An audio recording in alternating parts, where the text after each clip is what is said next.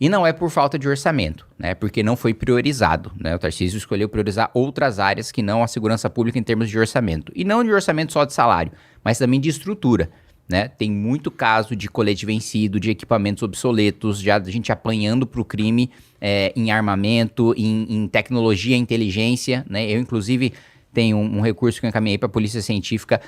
Já teve compra de cromatógrafos também, que é um instrumento importante até para você identificar a composição da droga, né? Muitas vezes o crime, ele muda a composição da droga para não estar no rol da Anvisa e aí não ser considerado droga.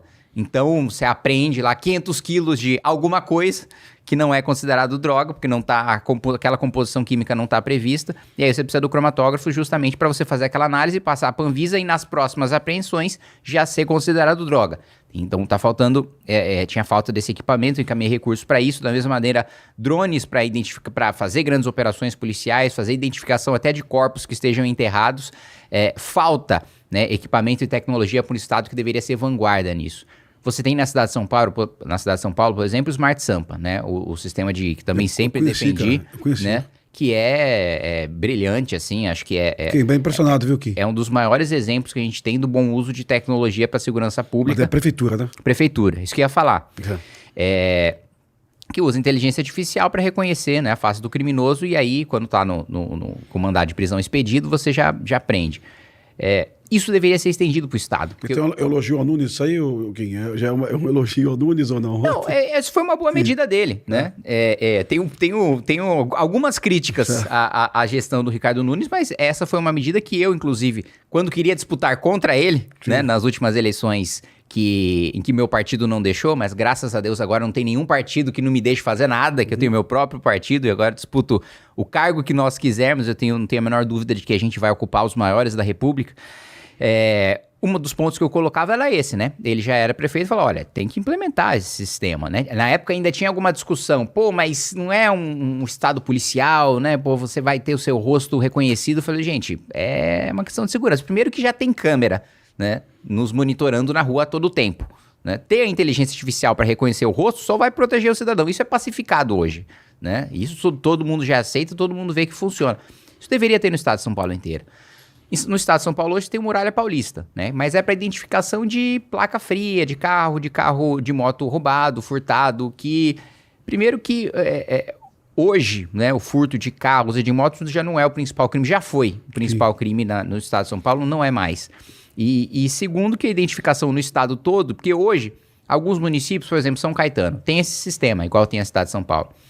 O criminoso sai do estado? Não. Ele sai da cidade. Sim. Ele não tá mais na cidade de São Paulo, foragido não tá mais na cidade de São Paulo, não tá mais em São Caetano, não tá mais em Indaiatuba, não tá mais em outras cidades que tem esse sistema. Mas nós precisamos expulsar do estado, né? E idealmente do país. Sim. Mas, falando do estado de São Paulo, esse sistema precisaria existir de maneira geral. E um outro ponto, outra reclamação que eu escuto, é de que, por um racha interno que nós tivemos no PCC, dentro do estado de São Paulo, que inclusive ensejou a operação no litoral, né, a Operação Verão, nós tivemos uma oportunidade histórica de diminuir significativamente e de aumentar a divisão e a fragmentação dentro do PCC, fazendo uma operação de limpa, né? E o Tarcísio, por receio de apanhar da imprensa, de apanhar de ONGs de direitos humanos, de apanhar de partidos de esquerda, não autorizou continuidade e novas operações nesse sentido de enfrentamento ao PCC. Eu não teria receio nenhum, né? Aliás, o meu histórico já demonstra isso. Enquanto deputado, não tive nenhum receio de enfrentar polêmica, de enfrentar porrada, de enfrentar pauta impopular, de enfrentar processo, de enfrentar ameaça de morte.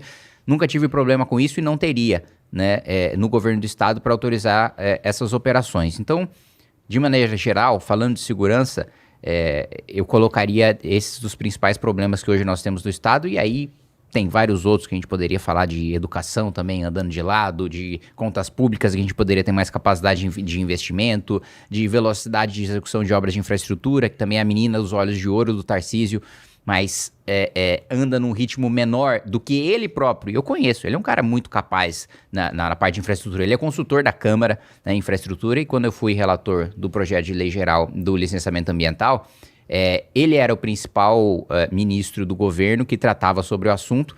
quando na realidade deveria ser o de meio ambiente, né? Mas teve uma negligência ali, mas esse é outro assunto. Mas ele é um cara que entende muito, é um técnico nessa área. O problema é que ele é um técnico habilidoso, mas ele não é um político habilidoso e não é um político corajoso.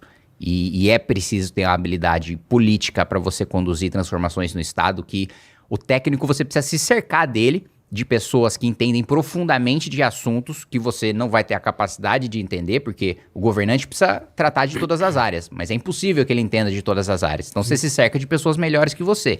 Agora, esses técnicos, eles têm uma visão especializada na área deles.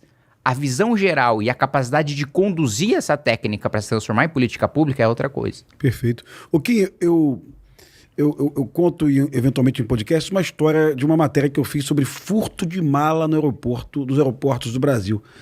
E eu entrevistei um bandido, ele era peruano, e eu perguntei, ele tinha mais de 60 anotações por furto, né? E eu perguntei, por que tu vem furtar no Brasil? E ele respondeu, mas no teu país pode furtar, no meu não pode, se eu furto no meu país eu vou preso. E depois eu contei uma experiência minha numa periferia de Resende, onde nós tínhamos um problema social gravíssimo, que é o furto de bujão de gás. Você chegava numa casa de periferia, uma mãe chorando, olhando para o fogão com uma lata de óleo, com feijão, com arroz, e ela dizia assim, seu polícia, furtaram meu bujão de gás. Para quem faz lei, isso não é uma tragédia. Para quem está na periferia, isso representa a fome do seu filho e da sua família. E nós prendíamos as pessoas que furtavam bujão de gás e elas eram liberadas imediatamente da delegacia. E na delegacia mesmo. Era furto simples, não tinha arrombamento. Você responde em liberdade. E tu fez uma lei aí que o furto agora a pena mínima é 4 anos, não é isso? Isso pode provocar aí a superlotação, espero que provoque, dos presídios brasileiros nos próximos meses. Estamos preparados para isso? Você pensou nisso quando você formulou essa lei, cara? Bom, primeiro que o máximo que vai acontecer é ele ficar apertado na cela, se não fizerem novos presídios. Sim. E segundo que o que eu defendo é que se faça novos presídios, né? Porque, infelizmente, hoje, o discurso que você tem tem um encarceramento em massa, os presídios estão lotados, então precisamos soltar. Mas aí eu faço uma analogia. Quando tá faltando vaga em creche, eu falo, não, essa criança, as creches estão lotadas, vamos deixar ela sem. Ou quando tá faltando vaga em UTI, eu falo, esse cara aqui precisa de uma UTI, não, joga ele fora. Não, você faz mais UTI, faz mais vaga em creche. Da mesma maneira, você faz mais presídios. Só que é impopular, ninguém quer falar de fazer mais presídio, porque chega um governador, um prefeito, fala, vou colocar um presídio aí na sua cidade. O prefeito jamais, a população se mobiliza, não quer ter. E aí, o que isso gera na prática? O juiz utiliza aquilo como fundamento para não prender. Para ele ir pro aberto, para ele ir pro domiciliar, para ele responder em liberdade, né? Então, precisa ser feito novos presídios. E é uma relação, assim, é até um pouco constrangedor ter que falar uma coisa tão óbvia. Mas o que os estudos acadêmicos mostram é quando você resolve mais os crimes e prende mais, tem menos crime. Assim, é uma coisa tão evidente,